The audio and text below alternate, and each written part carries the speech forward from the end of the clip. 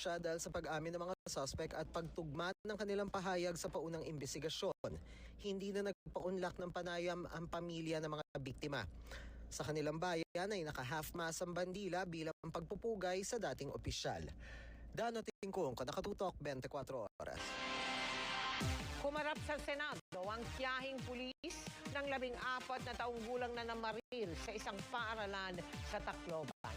Ang giit niya, walang paalam na kinuha ng pamangkin ng kanyang baril sa nakakandadong taguan sa loob ng nakalak niyang bahay. Nakatutok si Sandra Aguinaldo. Ang pamamaril sa San Jose National High School sa Tacloban ay nakagigimbal di lamang dahil 3 bata ang nasawi at maraming iba pa ang nasaktan, kundi dahil na rin sa edad ng 2 namaril, isang edad 14 at isang 15 anyos lamang.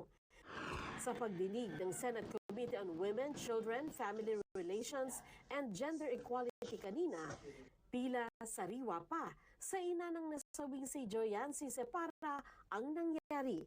Hiling niya, babaan ang edad na pwedeng makasuhan ang bata at sana raw mapatawan ng mas mabigat na parusa. Sa ilalim ng batas, ang 14 anyos na namaril na si alias Nash walang pananagutang kriminal base na rin sa kanyang edad. So paano yan? Ano lang yan sa bahay Pag-asa? Pwede naman siguro. I agree. Yung sinabi ni Tulfo. I agree po. Yung sinabi niya, pwede naman siyang makulong doon sa ibang pasilidad na pwede sa kanilang edad para din nila maramdaman yung sakit, yung parusa na karapat-dapat sa kanila eh. Disiplinahin din sila. Eh yung bata na yan, nakamatay yan eh. Nakamatay yan. Nakamatay yan ang tao. So ano? Ibababahay Pag-asa lang yun? Ha? Humarap sa publiko sa unang pagkakataon ang tiyahing pulis ni alias Nash. Siya ang may-ari ng Glock 17 pistol na pinaputok ni alias Nash ng mahigit 30 beses ayon sa mga pulis. Kwento ng kanyang tiyahin, kinuha raw ni Nash ang baril nang walang paalam sa nakakandadong taguan niya. Dumaan umano si Nash sa bintana para mapasok ang nakalakdaw niyang bahay. Nash unlawfully entered my own house. It's not a room po, it's my own house. So house? Yes po. He forcibly damaged my locker. It was locked. And my house was locked as well po, ma'am. Pero yung locker ay plastic locker. Plastic locker, and my firearm was inside a gun box. The locker was as well locked po. And I'm only the one who had possession of the keys to my house.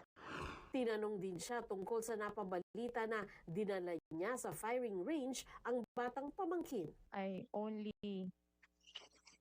bring him once. You brought him just once. Just once. Bakit? Anong reason? Ba't nyo siya dinala sa firing range para turuan na mag-firing? Anong dahilan? He usually told me that he wanted to be a police officer like me. He looked up on me. Yun po, he wanted to be a police officer, and he was asking if I could bring him sa firing range. Kwento rin ng tiyahin, napansin daw niya na nag-iba ang kanyang pamangkin nang magbinata na. Yung napapansin ko po kay Nash is masyadong haba ang oras niya sa cellphone.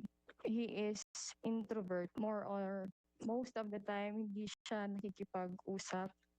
Gusto lang niyang mapag-isa.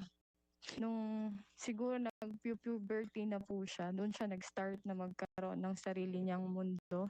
Nasampahan na ng reklamong murder ang pangalawang suspect na si alias Rod. Sinubukan daw ng Senate Committee na imbitahin din ang kanyang pamilya sa pagdinig pero hindi sila matuntun. Panukala ni Senador Raffy Tulfo, Amyendahan ng batas para magkaroon ng hiwalay na pasilidad para sa mga minor de edad na nakagawa ng karumal-dumal na krimen. Bagamat hindi sila dapat isama sa regular na kulungan, hindi rin daw sila dapat nakahalo sa ibang bata sa Bahay Pag-asa. What I saw in the US, juvenile detention center, na talagang kulungan. May mga selda. Bawat bata pagdating sa gabi, nandun sila sa kanilang selda to make them feel na sila ay nasa facility na para gampanan yung parusa na ipinataw sa kanila. Humarap din sa komite ang ilan pang magulang at kaanak ng mga namatay at nasugatan sa pamamaril. Nagbabala naman si Committee Chair Riza Ontiveros, pati ang ilang eksperto tungkol sa 764, isang international network na nagsusulong umano ng karahasan at extremism sa social media at gaming platforms. Posibleng na-impluwensyahan daw nito ang mga suspect. May indikasyon din daw na may adult groomer ang mga suspect base sa pag-aanalisa sa Facebook account na pinaniniwalaan kay alias Nash. Pakay ng mga groomer na makuha ang loob ng mga bata online para mamanipulate sila. Pagkatapos ng barilan, nag-post ng comments sa page na ito ang tila mga miyembro ng parehong grupo. Makikita ang sinasabi ng mga miyembro ng grupo na sumusuporta sa ginagawa niya.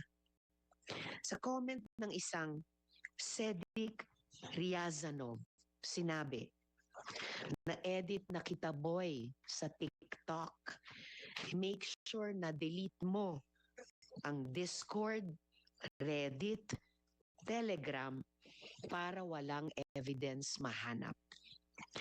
Itong Cedric Riazanov rin ang pinaghihinalaang adult groomer ng mga batang ito. Ayon sa ilang eksperto at advocates, may palatandaang may mga dayuhan na nagpapakalat sa Pilipinas ng nihilistic violent extremism o yung galit sa lipunan, pagsasagawa ng kaguluhan at iba pa. Nagiging daan daw ang online games at social media para makarecruit sila ng kabataan. Dumalo rin sa pagdinig ang kinatawan ng Meta, kumpanyang may-ari ng Facebook, na nagpahayag ng pakikiramay sa mga biktima ng Tacloban school shooting at sinabing makikipagtulungan sila sa mga otoridad sa investigasyon.